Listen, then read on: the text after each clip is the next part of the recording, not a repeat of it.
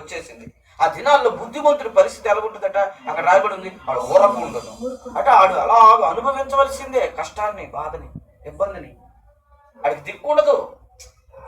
ఇటు చూడండి, మీకు న్యాయం అనేది ఆడి పక్షం జరగదు. దేవుడు కూడా ఊరుకోవడమే, దేవుడు కూడా వాడికి సాయం చేయనట్లుగా ఉంటుంది పరిస్థితి. ఫర్ ఎగ్జాంపుల్ మనం చూసిన బైబిల్లో లాజరు అనే ఒక ఆయన ఉన్నాడు.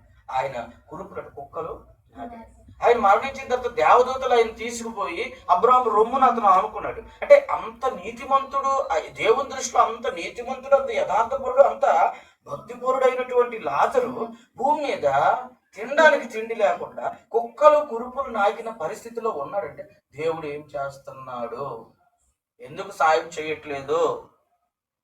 మరి ఆ ధనవంతుడు భక్తి లేదు, భయం లేదు, ఏమండి దేవుని యొక్క ఏ విధమైనటువంటి ప్రేమ లేదు. దేవుని ప్రేమ ఉంటే ఆడికి భోజనం పెడతాడు కదా, ఆడిన అక్కడ ఉంచాడు కదా. అట్లాగా ఇష్టానుసారంగా అక్కడ బైబిల్లో రాయబడింది, వాడికి ఏది ఇష్టమైతే చేశాడట, తన మనస్సుకు నచ్చినట్లు ప్రవర్తించాడట.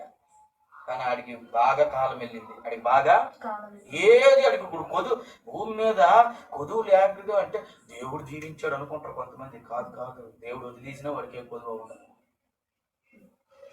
నిజమా? బైబిల్లో ఒకడు అంటాడు, ఈ సంవత్సరం నాకు బాగా పంటలు పండినాయి, నేను ఇంకా పెద్ద కొట్లు కొట్టిస్తా, నేను ఇంకా బాగా డబ్బు దాచుకుంటా, నేను ఇంకా బాగా నేను అభివృద్ధి పొందుతా, నేను ఇంకా బిజినెస్ లో ఎదుగుతా అని అనుకుంటున్నాడు. కానీ దేవుడు ఏమన్నాడు, ఈ రాత్రే నీ ప్రాణమును నేను. అక్కడ మనం గమనించవలసిన విషయం ఒకటి ఉంది, అదేంటంటే ఆడిలో కృతజ్ఞత లేదు కానీ ఆడికి అభివృద్ధి ఉంది. ఆడిలో ఏం లేదు కానీ ఆడికి అభివృద్ధి ఉంది. అది చేసినవి బాగా వర్ధిల్లుతున్నాయి కానీ కృతజ్ఞత. బ్యాడ్ డేస్, చెడ్డ దినాలు అలాగే ఉంటాయి.